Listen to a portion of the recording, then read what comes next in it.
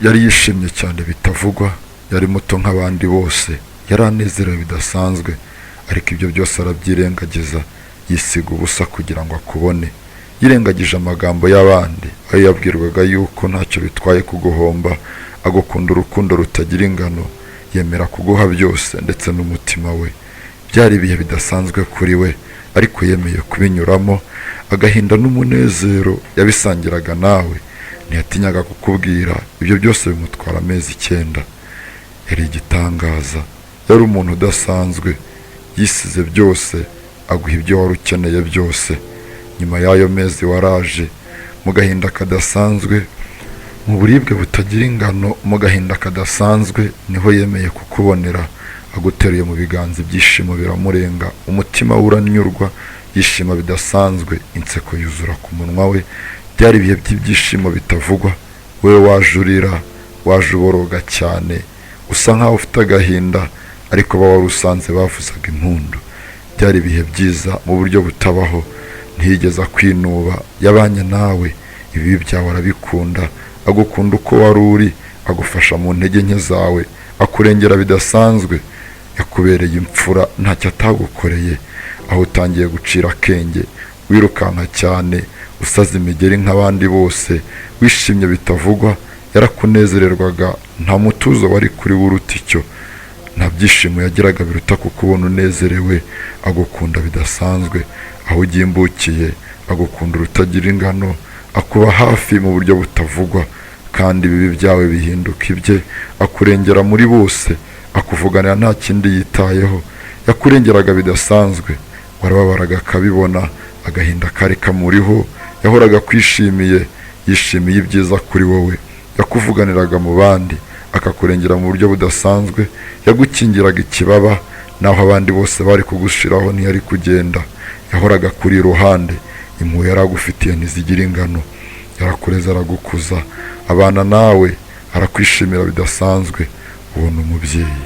Nyamara ababyeyi ntibasanzwe, abamama si abantu basanzwe, abantu batubyaye si abantu basanzwe, abamama ntabwo basanzwe. Umutima wabo ntugira ingano, bakunda urukundo rutagira uko rungana, babaye inkingi mwikorezi z'imiryango, impuhwe zabo zirengera benshi. Urukije imitima yari inaniwe, umunezero usaga abatari bake, iyo babibutse babavugiriza impundu. Abamama si abantu, ahubwo ni Imana mu bantu. Baratangaje, ntiwamenya uko wabavuga. Impuhwe, kwicisha bugufi, gusaba imbabazi naho batakoze amakosa, kugira ngo bakunde, kugira ngo bikunde bigende nk'uko babishaka. Impuhwe zabo abenshi bazifata nk'intege nke, nyamara n'imbaraga zidasanzwe zatumye inyoko muntu tubaho, tugahinduka uko tubayeho. Sinzi uko byari kugenda iyo tutabagira. Mama wawe si umuntu.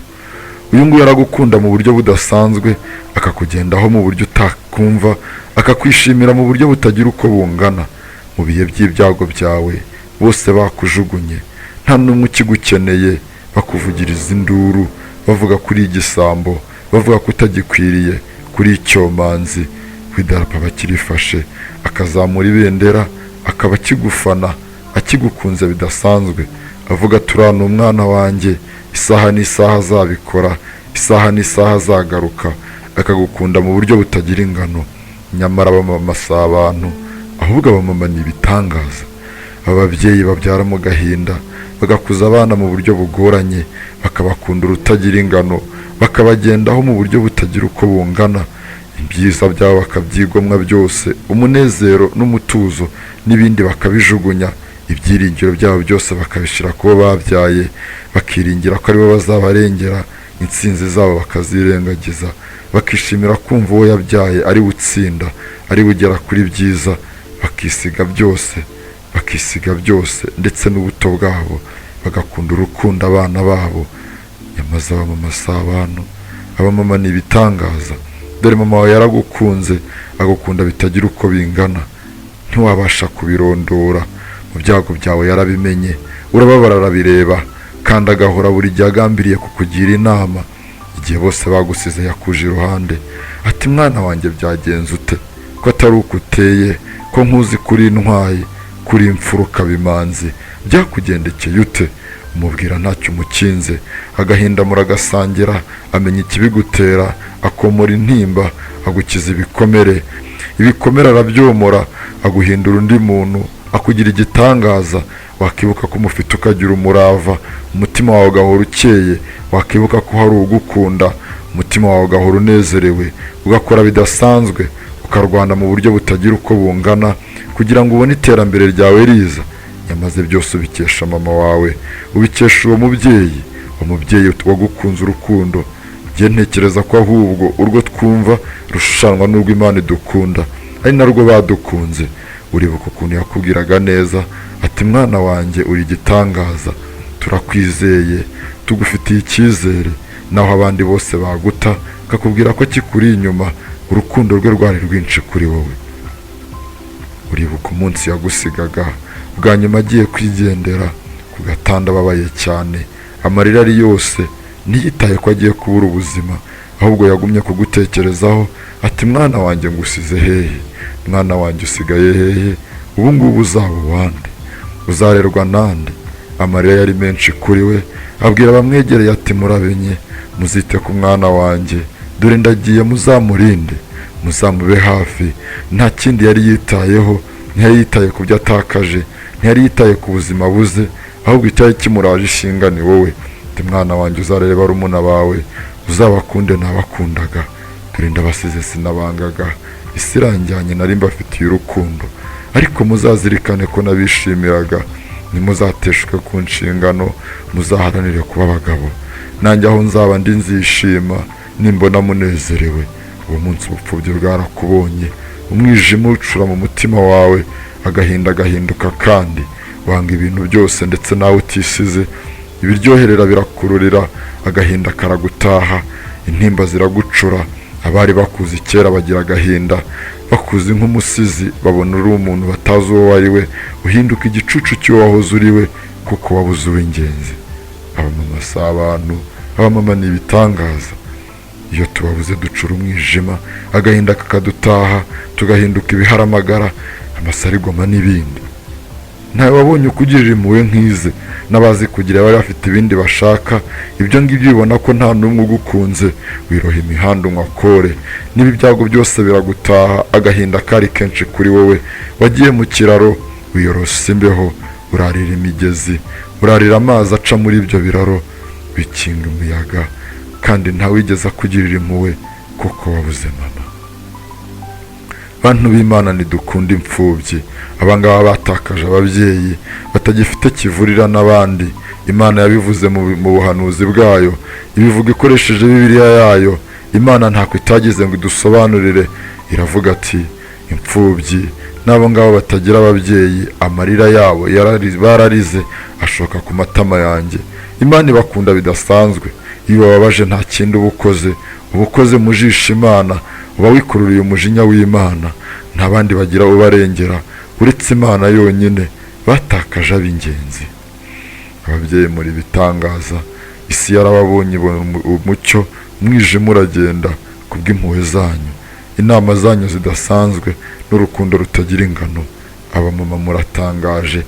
Mu mashuri mato cyane tukiga, batubwira imigani, bakatubwira kubivuga tubisubiramo nk'imivugo, tuvanguye mwiza mama, uri mwiza kuko si ukubeshya, amezi 9 mu nda yawe. Barabitubwiraga ntitubyumve, twari bato cyane tutabizi, aho twakuriye twarabimenye. Abamama muri ibitangaza, turabakunda cyane, muri imfura mu bandi. Niba ugifite mama wawe, mubwire ko ari mwiza, mwifurize ibihe byiza, mubwire ko umukunda, kuko nta wundi uzaba nyoko, nta wundi uzabona witwa nyoko. Abanyarwanda ni abahanga, ibyo birazwi ntawe ubigarukaho.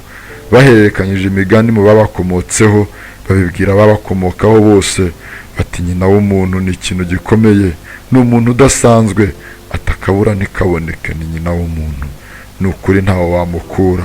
Iyo umufite mubwire neza, umukunde bitagira ingano, umubwire ko ari mwiza, umwishimire, umunezeze, kuko yabuze byose kubera wowe. Abababuze namwe nimwihangane rwose, Imana irabazi, kandi mwishime cyane ko bemeye kuhaba ku bwanyu. Babanye namwe igihe bari bariho, kandi babasigiye impamba, umucyo numanuke, ntibakishimira kubona mwihebye, ntibakishimira kubona muri mu gahinda, ntibakishimira kubona mukora ibikorwa bimeze nk'ubwiyahuzi kubera ko mwababuze. Banezerwa cyane iyo babona muba abagabo, mutera intambwe yindi, muva ku rwego rumwe mujya ku rundi, ndetse muhamya ibirindiro, musumba n'abandi. Ibyo bibanezeza kubi, aho bari bakishima. Mwibatera agahinda, mubanezeze bidasanzwe, mubakunde mu buryo butagira ingano, dore nabo barabakunda aho bari barabareba. Babitezeho kubona mu intwari, babitezeho kubona mukera itabaro, n'ubundi nta ntwari ihera mu nzu. Babitezeho kubona mu abagabo, babitezeho kubona mu intwari. Barabakunda cyane. Abamama, ababyeyi bacu, you deserve much respect. Murabo kubahwa, murabe igikundiro, muratangaje, muri imfura mu b'Imana yaremye, muri bitangaza, muri hejuru ya byose. Ni namwe mwabibanzirije. Isi yose nibubahe, babakunde bidasanzwe, babaha agaciro kabakwiriye. Ujye urubaha umumama wese, nubwo waba utamukunze cyangwa hari ibyiza utamubonana ushaka, ariko ujye uribuka ko ari nyina w'umuntu. Hari umuntu umwita mama we, kandi hari umuntu akunda bitagira ingano. Reka twubaha ababyeyi.